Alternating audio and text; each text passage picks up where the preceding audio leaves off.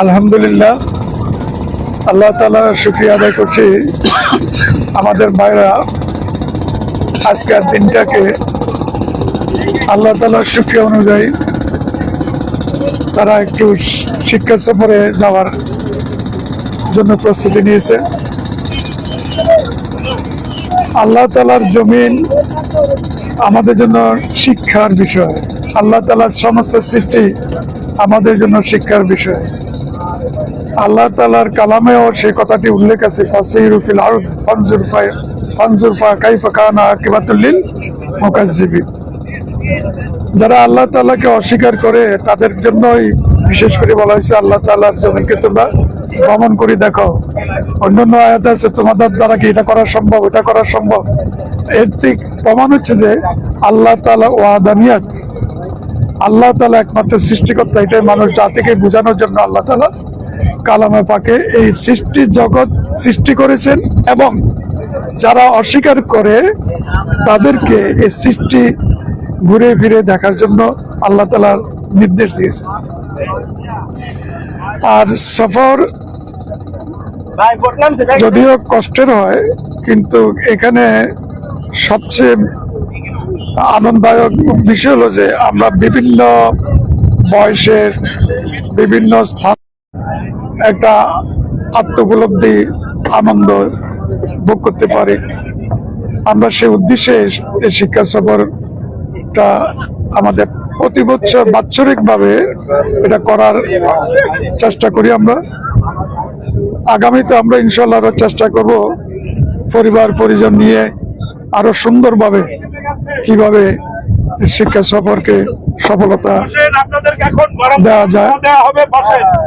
আমরা আমাদের বিশেষ করে স্থানীয় ঐক্য আন্দোলনের নেতা কর্মীরা যে যেখানে আছেন সবাই সুস্বাস্থ্য কামনা করছি এবং সবাইকে আন্দোলনের কাজে সময় দেওয়ার জন্য অনুরোধ জানাচ্ছি।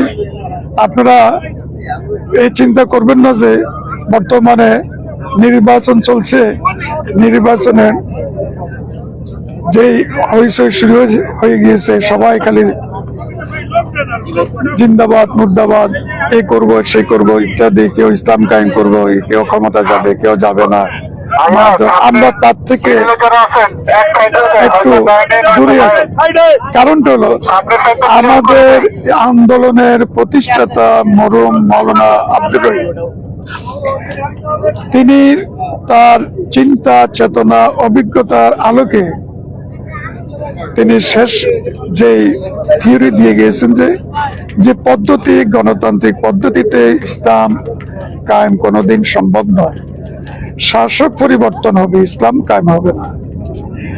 তারপর সহজে শাসক পরিবর্তন হয় না, এখানে জোর যার মুল্লুক তার, টাকা যার ভোট তার, লাঠি গুন্ডা গুন্ডা যার ভোট তার, তারাই ক্ষমতা আসে। তাও এটা গণতান্ত্রিক ভাবে প্রকৃত নির্বাচনও অনুষ্ঠিত হয় না। আর কেউ যদি সঠিকভাবে নির্বাচন হয়, ইসলামী দলগুলা সবাই যদি ক্ষমতা যায়, তারপরও ইসলাম কায়েম হবে না। যেমন এখন কোন এক দলে বলছে আমরা ক্ষমতা গেলে ইসলামী শরিয়া কায়েম করব না। তারা ঘোষণাই দিয়েছে, কারণ ঘোষণা এই জন্য দিয়েছে এই নির্বাচনের মাধ্যমে ইসলামী শরিয়া কায়েম করা সম্ভব না। তাই ইসলামী ঐক্য আন্দোলন এই নির্বাচন থেকে দূরে থাকে। আমরা বিপ্লবী ধারার কার্যক্রম পরিচালনা করি, যেটা 5 আগস্ট যে বিপ্লবটা বাংলাদেশে হয়েছিল, সেই ধরনের একটা বিপ্লবের আশা আমরা পোষণ করি। সেখানে শুধু পার্থক্য হলো যে বিপ্লবের পরে সরকার যে গঠন হবে, সে সরকারটা কি ধরনের হবে। 24-এর বিপ্লবে যদি সরকার ইসলামী সরকার হতো, তাহলে দেশে ইসলাম কায়েম হতো। কিন্তু বিপ্লবটার জন্যই ওই ধরনের মন মানসিকতা এবং মানুষের প্রয়োজন আছে।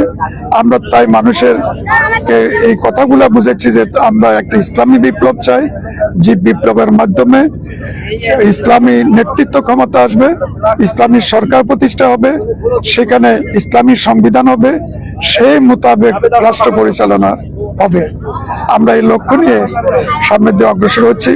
আমরা সবাইকে ধন্যবাদ জানাই যেন আপনারা আমাদের সাথে এই কাজে একাগ্রতা এবং এক হয়ে কাজ করার জন্য এগিয়ে আসবেন। এগিয়ে আসলে আমাদের সবার জন্য মুক্তি। আমি একজন মুসলমান হিসেবে এটাই আমাদের দায়িত্ব, প্রত্যেকটা মুসলমানের জন্যই এটি দায়িত্ব।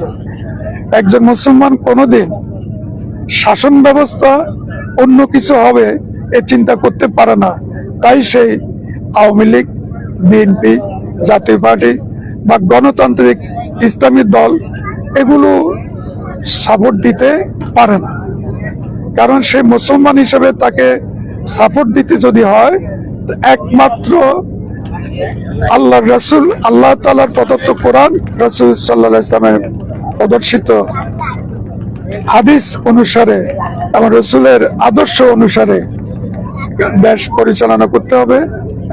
এই কথাটাই প্রত্যেকটা মুসলমানের বুঝতে হবে। নামাজ পড়লাম, শাসন ব্যবস্থা অন্যটা থাকবে, সে নামাজ তো কবুল হবে না। অতএব প্রত্যেকটা মুসলমানের দায়িত্ব ইসলামী সরকার, ইসলামী শাসন ব্যবস্থার জন্য কাজ করে যাওয়া। যারা এখনো মুসলমান হয়েও এই কাজগুলো করেন না, তারা আপনাদের নামাজ, রোজা, হজ, যাকাত, ঈমান নিয়ে আল্লাহ তাআলার কাছে প্রশ্ন হয়ে দাঁড়াবেন। আল্লাহ তাআলার কাছে সেই প্রশ্নের উত্তর দিতে হবে।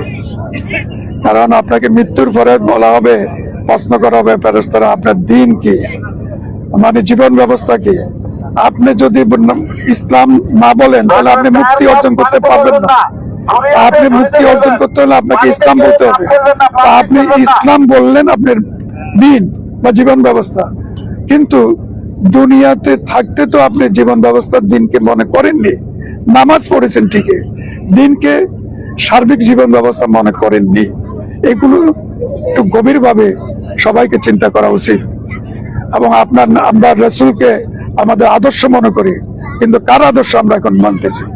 আমরা যে আদর্শ, যদি আজকে রাসূলের আদর্শ বাদ দিয়ে অন্য কোন ব্যক্তির আদর্শ মেনে চলি, তাহলে সেই দিন আপনি জবাব দিতে পারবেন না। আল্লাহ তাআলা আমাদেরকে বুঝার এবং আমল করার, সেই হিসেবে কাজ করার ক্ষমতা দিন। আমিন। আসসালামু আলাইকুম ওয়া রাহমাতুল্লাহ। সবাইকে অনেক অনেক ধন্যবাদ।